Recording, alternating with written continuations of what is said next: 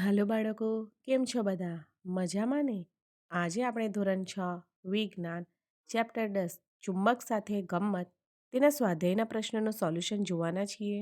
જો તમે આગળના પાઠના સોલ્યુશનના વિડીયો ન જોયા હોય તો મારી યુટ્યુબ ચેનલમાં જઈને જોઈ લેજો. પ્રશ્ન 1 છે, નીચેની ખાલી જગ્યા પૂરો. પહેલું, કૃત્રિમ ચુંબક અને ખાલી જગ્યા જેવા વિવિધ આકારના બનાવવામાં આવે છે. તો જવાબ આવશે લંબઘન પટ્ટી, ગોળાની નાળ, નળાકાર. 2. જે પદાર્થો ચુંબક તરફ આકર્ષાય છે તેને ખાલી જગ્યા કહે છે. તો અહીં જવાબ આપશે ચુંબકીય પદાર્થો. 3. કાગળ એ ખાલી જગ્યા પદાર્થ નથી. તો જવાબ આવશે ચુંબકીય. ત્યારબાદ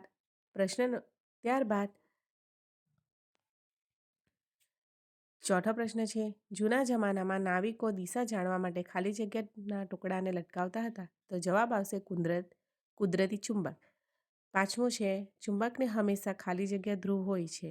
તો જવાબ આવશે 2. ત્યારબાદ પ્રશ્ન 2 છે, નીચેની વાક્યો ખરા છે કે ખોટા તે કહો. તો 1. નળાકાર ચુંબકને એક જ ધ્રુવ હોય છે. જવાબ આવશે ખોટું છે. નળાકાર ચુંબકને 2 ધ્રુવ હોય છે. કૃત્રિમ ચુંબકોની શોધ ગ્રીસમાં થઈ. જવાબ ખોટું. ત્રીજું છે, ચુંબકના સમાન ધ્રુવો એકબીજાને અપાકર્ષે છે. જવાબ આવશે ખરું. ત્યારબાદ ચોથું છે, જ્યારે ચુંબકને લોખંડની રજકણ નજીક લાવવામાં આવે છે ત્યારે મહત્તમ રજકણ તેના વચ્ચે ભાગમાં ચોંટી જાય છે. જવાબ ખોટો છે. પાંચમું છે, ગજિયો ચુંબક હંમેશા ઉત્તર દક્ષિણ દિશા તરફ નિર્દેશ કરે છે. જવાબ ખરું. છઠ્ઠું છે, કોઈપણ સ્થળે હોકાયંત્રનો ઉપયોગ પૂર્વ પશ્ચિમ દિશા જાણવા માટે થાય છે. જવાબ ખરું. સાતમું છે, રબર એ ચુંબકીય પદાર્થ છે. જવાબ ખોટું છે. પ્રશ્ન 3 છે, એવું જોવામાં આવ્યું કે પેન્સિલની અણી કાઢવાનો સંચો પ્લાસ્ટિકનો બનેલો હોવા છતાં ચુંબકના બંને ધ્રુવો વડે આકર્ષિત થાય છે. સંચાનો થોડોક ભાગ બનાવવા માટે ઉપયોગ થયો હોય એવા પદાર્થનું નામ આપો. અહીં ઉત્તર છે, પેન્સિલની અણી કાઢવાનો સંચો બ્લેડ લોખંડનો બનેલો હોય છે. તે ચુંબકીય પદાર્થ હોવાથી ચુંબકના બંને ધ્રુવો વડે આકર્ષિત થાય છે. ત્યારબાદ ચોથો પ્રશ્ન છે, કોલમ 1માં ચુંબકના એક ધ્રુવને બીજા ચુંબકમાં કયા ધ્રુવ નજીક રાખેલો છે તે જણાવતી વિવિધ સ્થિતિઓ દર્શાવી છે. કોલમ 2 આ દરેક પરિસ્થિતિમાં પરિણામી ફેરફારને દર્શાવે છે. ખાલી જગ્યા ભરો. કોલમ 1માં NN, કોલમ 2માં અપાકર્ષણ આવશે. NN આકર્ષણ, SN આકર્ષણ, SS અપાકર્ષણ. ત્યારબાદ પ્રશ્ન 5 છે, ચુંબકના કોઈપણ 2 ગુણધર્મ લખો. ઉત્તર આવશે ચુંબકના ગુણધર્મો નીચે મુજબ છે. 1. ચુંબકને 2 ચુંબકીય ધ્રુવો હોય છે. 2. ચુંબકને મુક્ત સ્થિતિમાં દોરી વડે લટકાવતા તે હંમેશા ઉત્તર દક્ષિણ દિશામાં જ સ્થિર થાય છે. ત્યારબાદ પ્રશ્ન નંબર 6 છે, ગજિયા ચુંબકના ધ્રુવો ક્યાં આવેલા હોય છે? તો ઉત્તર છે, ગજિયા ચુંબકના ધ્રુવો તેના 2 છેડાની નજીક આવેલા હોય છે. પ્રશ્ન 7 છે, એક ગજિયા ચુંબકને ધ્રુવ દર્શાવતી કોઈ જ નિશાની નથી. તો તમે તેના કયા છેડા પાસે ઉત્તર ધ્રુવ છે તે કઈ રીતે જાણશો?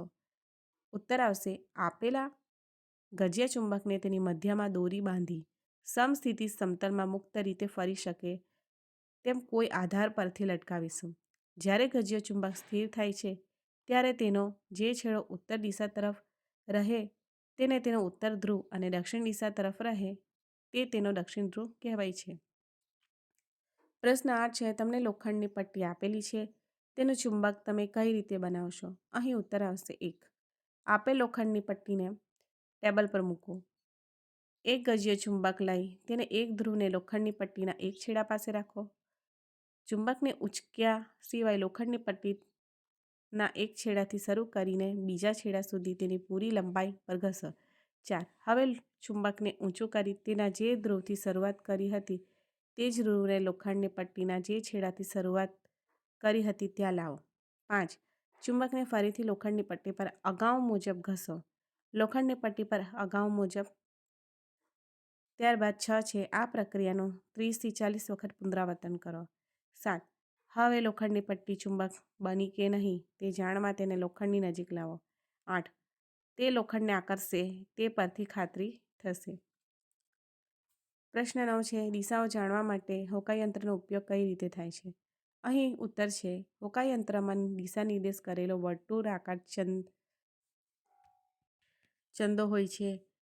ચંદા પર ચુંબકીય સોય સમસ્થિતિ સમતલમાં ભ્રમણ કરી શકે તે રીતે ઘાય પર ગોઠવેલી છે.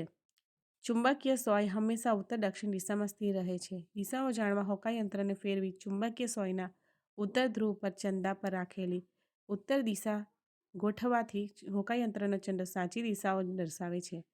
આ રીતે કોઈ પણ અજાણ્યા સ્થળે હોકાયંત્રની મદદથી દિશા જાણી શકાય છે.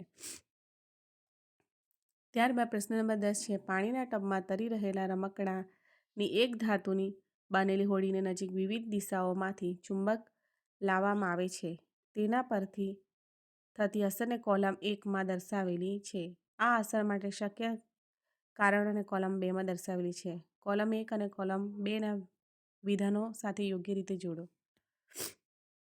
અહીં કોલમ 1 છે હોડી ચુંબક તરફ આકર્ષાય છે. તો કોલમ 2માં છે એ હોડીના મુખ તરફ ઉત્તર ધ્રુવ રહે તે રીતે ચુંબક લગાવેલું છે. 2 હોડીને ચુંબકની અસર થતી નથી. બી હોડીના મુખ તરફ દક્ષિણ ધ્રુવ રહે તે રીતે ચુંબક લગાવેલું છે. ત્યારબાદ ત્રીજામાં જો હોડીના મુખ તરફ ચુંબકનો ઉત્તર ધ્રુવ લગાવવામાં આવે છે તો હોડી ચુંબક તરફ ગતિ કરે છે. તો અહીં ત્રીજામાં સી આવશે. હોડીની લંબાઈ સાથે નાનકડું ચુંબક લગાવેલું છે. ત્યારબાદ ચોથો છે જો હોડી મુખ તરફ ચુંબકનો ઉત્તર ધ્રુવ લાવવામાં આવે તો હોડી ચુંબકથી દૂર જાય છે. તો આનો જવાબ આવશે ડી. હોડી ચુંબકીય પદાર્થની બનેલી હોય છે. ત્યારબાદ પાંચમો છે હોડી દિશા બદલ્યા વગર ગતિ કરે છે. ઈ હોડી બિનચુંબકીય પદાર્થની બનેલી છે. તો મિત્રો આ એનો જવાબ છે તે તમે જોઈ લેજો.